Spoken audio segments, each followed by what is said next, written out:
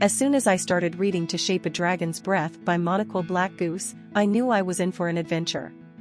The novel is a beautifully written and powerful fantasy that takes readers on a journey filled with magic, dragons, and unexpected twists and turns. The protagonist, Kaidyn, is a young woman with the rare ability to control the power of dragons. She lives in a small village with her family and friends, but her world is turned upside down when an army of dragons attacks her home. Forced to flee, Kaidyn sets out on a journey to uncover the truth about her powers and the world around her. One of the things I loved most about this novel was the world building.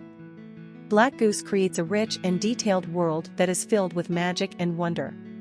The way she describes the different landscapes and creatures is truly captivating, and I found myself completely immersed in this fantasy world. From the lush forests to the barren wastelands, every setting is described with such detail and care that it feels like a real place. The characters in To Shape a Dragon's Breath are also incredibly well developed. Kaidyn is a strong and determined protagonist who is easy to root for. She is not perfect, but her flaws make her feel more real and relatable.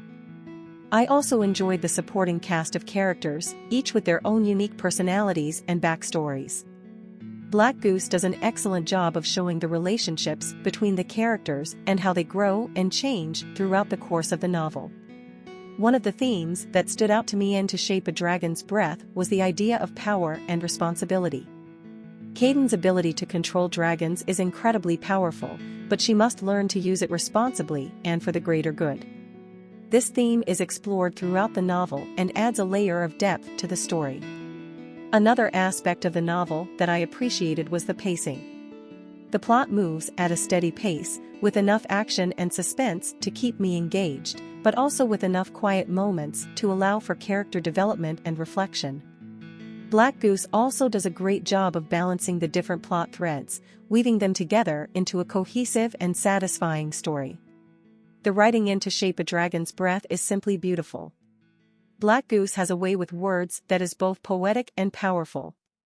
Her descriptions of the dragons and their powers are especially vivid, and I could easily picture each dragon in my mind's eye.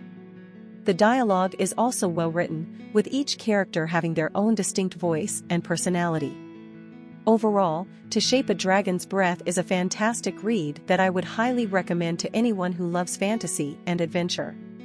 Blackgoose's world building, character development, and writing style are all top-notch, and the themes of power and responsibility add an extra layer of depth to the story. I can't wait to see what Blackgoose comes up with next. Thanks for watching. If you like this review, don't forget to subscribe and leave a comment down below on what book you want me to review next.